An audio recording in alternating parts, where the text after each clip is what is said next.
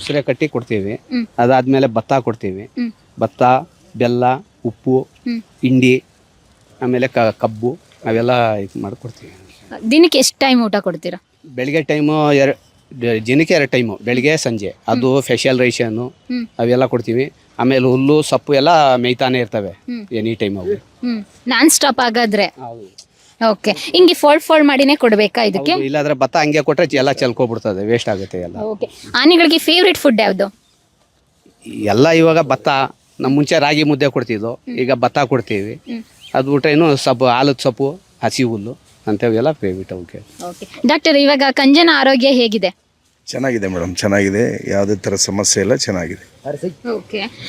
ಇವಾಗ ಆರೋಗ್ಯ ಅಂತ ಬಂದಾಗ ಆನೆಗಳನ್ನ ಯಾವ ಬೆಸ್ಟ್ ಅನ್ಮೇಲೆ ಹೆಲ್ತಿ ಆಗಿದೆ ಅಂತ ಕನ್ಸಿಡರ್ ಮಾಡ್ತೀರಾ? ಅದ್ರ ಹೆಲ್ತಿ ಆಗಿದೆ ಅಂತ ಕಣ್ಣು ನೋಡಿದ ತಕ್ಷಣನೇ ಗೊತ್ತಾಗುತ್ತೆ. ಹೆಲ್ತ್ ಕಂಡೀಷನ್ ನೋಡಿದ ತಕ್ಷಣ ಗೊತ್ತಾಗುತ್ತೆ. ಏನಾದ್ರು ಸಣ್ಣ ಪುಟ್ಟ ಸಮಸ್ಯೆ ಇದ್ದರೆ ತೋರಿಸ್ಕೊತವೆ, ಭೇದಿ ಆದರೆ ಗೊತ್ತಾಗುತ್ತೆ, ಮೈಕೈ ನೋವು ಆದರೆ ಹೇಳ್ಕೊತವೆ, ಅಂದರೆ ಏನಾದ್ರು ಗೊತ್ತಾಗ್ಬಿಡುತ್ತೆ. It's same like humans. ಅದ್ರ ಪ್ರಕಾರ ನಾವು ಹೋದ ತಕ್ಷಣ ಕಣ್ಣು ನೋಡ್ತಾರೆ. ನಿಮ್ದು ಏನೇ ಸಮಸ್ಯೆ ಹೇಳ್ಕೊಂಡು ಹೋದ್ರು ಫಸ್ಟ್ ನಿಮ್ ಕಣ್ಣು ಚೆಕ್ ಮಾಡ್ತಾರಲ್ಲ, ಆ ಥರ ನಮ್ಮ ಡಾಕ್ಟರ್ ಕಣ್ಣು ಚೆಕ್ ಮಾಡ್ತಾರೆ. ಹೌದಾ? ಆನೆಗಳು ಅಷ್ಟು ಹತ್ರ ಇವಾಗ ರೆಡ್ ಐಸ್ ಆ ಥರ ಏನಾರು ಆಗುತ್ತಾ? ಆಗುತ್ತೆ. ಸೇಮ್ ಏನ್ ಮನುಷ್ಯನಿಗೆ ಏನಾಗುತ್ತೆ ಎಲ್ಲ ಆಗುತ್ತೆ ಅವಕ್ಕೂ. ಅವಕ್ಕೇನು ಚೇಂಜ್ ಇರಲ್ಲ. ಆಮೇಲೆ ಅವ್ರದ್ದು ಗೇಟ್ ಅಂತೀವಲ್ಲ ನಾವು, ಗೇಟ್ ಅಂದ್ರೆ ಅದು ನಿಲ್ಲೋದು, ಅದು ನಡೆಯೋ ಸ್ಟೈಲು, ಅದ್ರ ಮೇಲೇನೆ ಅದ್ರ ಆರೋಗ್ಯ ಗೊತ್ತಾಗ್ಬಿಡುತ್ತೆ.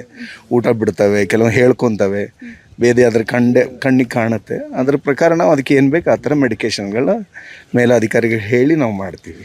Sir, back stage of Dasara ನಾವು ಜಂಬೂ ಸವಾರಿ ದಿನ ನೋಡ್ತೀವಿ, ಅದ್ರ ವಿಜೃಂಭಣೆನ.